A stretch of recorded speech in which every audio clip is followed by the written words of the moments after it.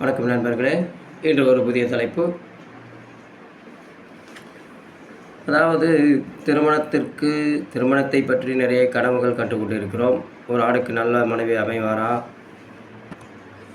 நல்ல இடத்து பெண் வருமா, அல்லது ஒரு பெண்ணுக்கு பலவிதமான கனவுகள் இருக்கும். தன்னுடைய கணவர் மிகப்பெரிய செல்வந்தராக இருப்பாரா, தான் செல்லும் வீடு நன்றாக இருக்குமா, பொருளாதார வசதி நல்ல முறையிலிருந்து தான் மகாராணியாக கோடீஸ்வரியாக வாழும் வாழ்க்கை நமக்கு கிடைக்குமா என்றெல்லாம் அதிகம் நினைத்து கொண்டிருப்பார். இதில் ஒன்று பெரிய தப்பில்லை. ஆணும் பெண்ணும் இதை நினைப்பது பெரிய தவறில்லை. இது இயற்கையே. இப்பொழுது பார்த்து விடுவோம்.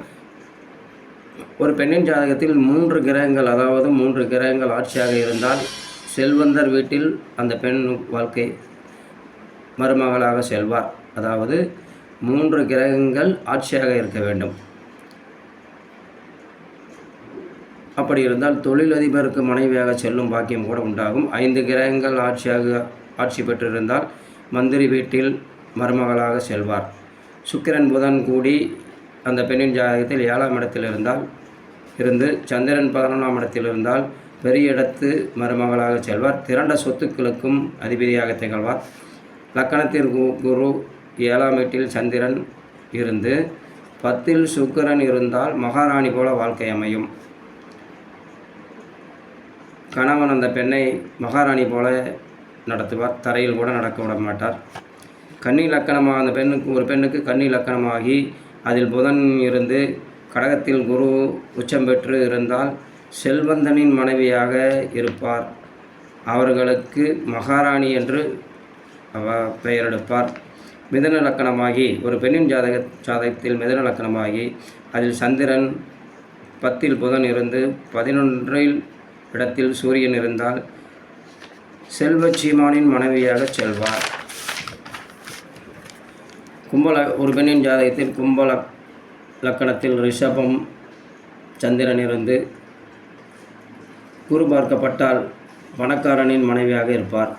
பொதுவான ஒரு பெரிய இடத்துக்கு மருமகளாக செல்வது பொது விதிகள். ஒரு பெண்ணின் ஜாதகத்தில் லக்னாதிபதியாக வருகிற கிரகம் 7ஆம் வீட்டில் இருந்தால் பெண்ணின் குடும்ப வசதியை விட தான் செல்லும் இடம் மிக பணக்கார குடும்பத்தில், சகல வசதிகளும் கொண்ட குடும்பத்தில் மருமகளாக அவர் செல்வார். ஒரு பெண்ணின் ஜாதகத்தில் 2இல் 7இல் 7ஆம் இடம் என்று சொல்லக்கூடிய இடங்களில், அதாவது 2ஆம் இடம் குடும்பஸ்தானமும் கலச்சர ஸ்தானமான 7ஆம் இடமும் சொல்லப்படும் இடத்தில் சுபகிரகங்களான சந்திரன் புதன் குரு சுக்கிரன் இவர்களில் யாராவது ஒருவர் 7ஆம் அதிபதியாக வருகிற கிரகம் யாராக இருந்தாலும் அவரின் உச்ச வீட்டில் இருந்தால் அந்த பெண் பெரிய இடத்து மருமகளாக மாறுவார். 7ஆம் அதிபதியாக வருகிற கிரகம் 11ஆம் இடத்தில் இருந்தால் வசதியான வீட்டில் வரன் அமையும்.